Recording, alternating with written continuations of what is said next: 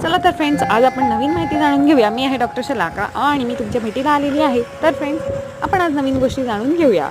तर काही गोष्टी तुम्हाला माहीत असतीलच. मनुष्य जेव्हा बाह्य जगतात स्वतःला, तेव्हा तो बाह्य गोष्टींकडे म्हणजेच पेहराव, घड्याळ, पर्स, मोबाईल, चष्मा, टोपी, चप्पल, शूज या गोष्टी व्यवस्थित आहेत का हे बघून लोक किती प्रभावित आहेत किंवा नाही हे आपण ठरवू शकतो, किंवा आपण जास्तीत जास्त लक्ष याकडे द्यायला बघतो.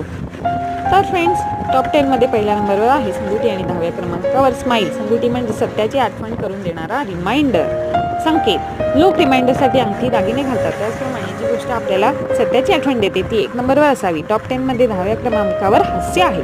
त्यामुळे आपण हास्यदान करू शकाल. हे पण एक प्रकारचं दानच आहे. तर फर्स्ट म्हणजे संगुटी आणि लास्ट म्हणजे स्माईल या अत्यंत महत्त्वाच्या गोष्टी जर आपल्याकडे नसतील तर आपल्याकडे टॉप 10 मध्ये काहीच योग्य नाही असंच म्हणावं लागतं.